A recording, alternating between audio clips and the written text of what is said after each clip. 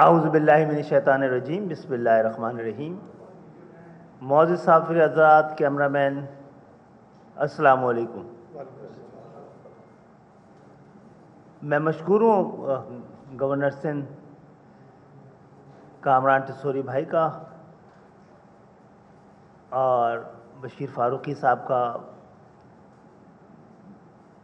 جو کہ سیلانی ویلفیئر کے حوالے سے وہ کام کر رہے ہیں جو کہ ریاست کو کرنا چاہیے، حکومت کو کرنا چاہیے۔ معزز صافی حضرات، گزشتہ دنوں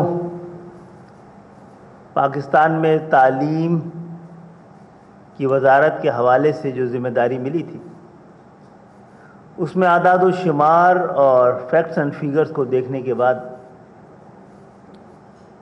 کسی بھی پاکستانی اور کسی بھی مسلمان کے لیے ایک بہت بڑا صدمہ ہے ان حقائق کو دیکھ کر کہ جس دین کی تعلیم، جس دین کا آغاز اقرا کے نام سے، اقرا کے حکم سے ہوا۔ معزز صاحب حضرات، اس وقت صورتحال یہ ہے، میں تعلیم کے معیار پہ بات نہیں کر رہا، اس کی تعداد پہ بات کر رہا ہوں کہ اس وقت تقریباً 2.5 کروڑ سے 3 کروڑ بچے پاکستانی وہ اسکول سے باہر ہے، out of school children.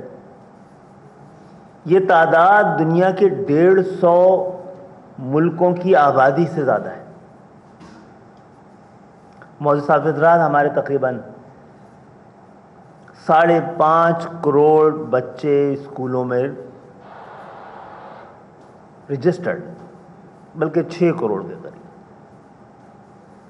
6 crore اسکولوں میں رجسٹرڈ ہیں، انرولڈ ہیں، 3 کروڑ باہر ہیں۔ اگر 3 کروڑ بچے بھی یہ اسکولوں میں آ جائیں تو 9 کروڑ بچے آپ کی تعلیم حاصل کرتے ہوئے نظر آئیں گے۔ آج پاکستان کی آبادی کا 60% 30 سال سے کم عمر لوگوں پہ مشتمل ہے۔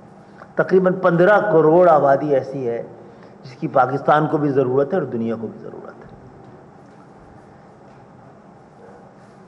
معزز صافی حضرات، جو ہمارے تقریباً 5-6 کروڑ بچے اسکولوں میں پڑھ رہے ہیں، ان میں سے 5 میں سے 4 بچے 10 سال کی عمر پہنچنے تک ایک سینٹنس بھی نہیں پڑھ سکتے۔ لرننگ پاورٹی، خواندگی کی غربت، شرمناک حد تک ہمارے یہاں شرائع خواندگی شرمناک حد تک کم ہے۔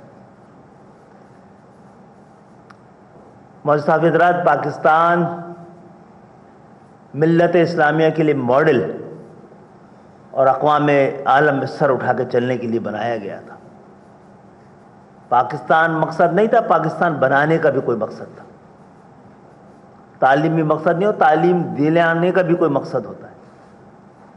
اس وقت جہاں پر بہت سارے عوامل ہیں جس کی وجہ سے تعلیم اور شرح خواندگی پاکستان میں جس قدر کم ہے، اس کا تذکرہ بار بار کرتے ہوئے بھی اچھا نہیں لگتا، لیکن اس میں غربت بھی ایک بہت بڑا مسئلہ ہے۔ پاکستان میں غربت وسائل کے نہ ہونے کی وجہ سے نہیں ہے، یہ تقسیم و تفریق کا مسئلہ ہے جس کی وجہ سے غربت ہے۔ تو اس وقت ہم ایک ایسی نسل کو جوان کر رہے ہیں جس کو پراپر نرشمنٹ نہ ملنے کی وجہ سے، مناسب خوراک نہ ملنے کی وجہ سے، وہ ان کو دنیا میں سٹنٹنڈ بچے کہا جاتا ہے، جن کی دماغ کی نشو و نما مکمل طور پہ مناسب طریقے سے نہ ہو رہی ہے، کیونکہ ان کو مناسب کھانا نہ گھر سے ملتا ہے، اور جب وہ پڑھنے آتے ہیں تو اس کا بوجھ بھی ان کا دماغ برداشت نہیں کر پاتا ہے۔ تو اسلام آباد کیپٹل ٹیریٹری میں بہت زیادہ اسکول نہیں ہیں، لیکن ان کے دیہات میں جتنے اسکول ہیں وہاں پر اسی طرح دکھی درد دل رکھنے والے کچھ لوگوں کی مدد سے حکومت پاکستان نے اسکولوں میں خوراک اور تعلیم کے ساتھ ساتھ خوراک اور علاج کا بندوبست کرنے کا آغاز کیا تھا، اور اس کے بڑے حیران کن نتائج آئے ہیں۔ بعض جگہوں پہ وہ حاضری جو 40% تھی وہ 80% تک پہنچ گئی۔ جس شہر کی نمائندگی میں کر رہا ہوں وہ شہر چلتا ہے تو یہ ملک پلتا ہے۔ 75 سال نہیں چلے، 50 سال کا حساب رکھتے ہیں۔ 50 سال کے ہر طرح کی رکاوٹ، زیادتیوں اور شہری اور دیہی کی تقسیم کوٹے کی بنیاد پر، اس کے باوجود اس شہر نے نہ پاکستان کو دینے میں بنایا تھا، بچانے اور چلانے کی ذمہ داری بھی رکھتا ہے یہ شہر۔ اسی کے ساتھ ساتھ ہم نہ صرف اختیاری اور ارادی پاکستانی ہیں۔ 70 میں جب ہمارے اجداد کو یہ چوائس دی گئی تھی کہ کراچی کو الگ سے رکھنا ہے یا سندھ کے ساتھ، تو انہوں نے سندھ کے ساتھ رہنے کا ہم ارادی اور اختیاری سندھ صوبے کے بھی باشندے رہے ہیں۔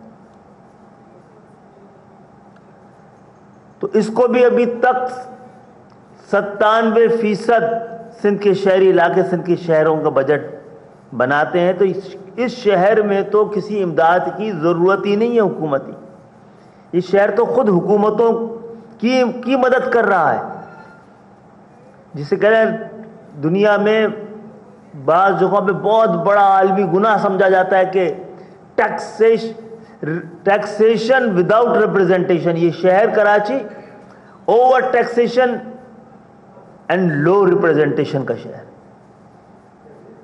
جس کو گنا بھی کم کیا ہے، اور اس کی نمائندگی اس سے بھی آدھی رکھی گئی ہے۔ کراچی کی نمائندگی اس کی آبادی اور اس کی افادیت کے لحاظ سے 25% بھی نہیں ہے۔ یہ بات اس لیے ملا دی میں نے، یہ سیاسی بات نہیں ہے، اعداد و شمار کی بات ہے۔ یہ بھی ہمیں تو کسی کی مدد کی ضرورت نہیں ہوتی۔ پھر یہ دنیا کا کیپٹل ہے چیریٹی کا۔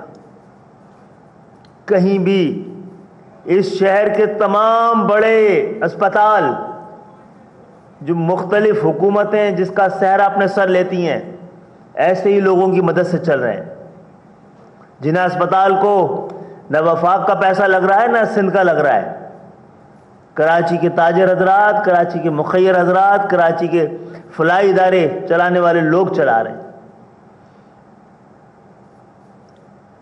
تو ہم نے ریکویسٹ کی تھی گورنر سندھ صاحب سے بھی کہ آپ اس صوبے کے گورنر ہیں، اور جو تعلیمی ایمرجنسی ہے اس میں ہاتھ بٹائیے حکومت کا۔ آپ وفاق کے نمائندے بھی ہیں، تو آپ وفاقی حکومت کی جانب سے ایک تعلیمی ایمرجنسی اسی اعداد و شمار کو ذہن میں رکھ کر اس کا اعلان کیا گیا تھا، اور میں نے خود درخواست کی تھی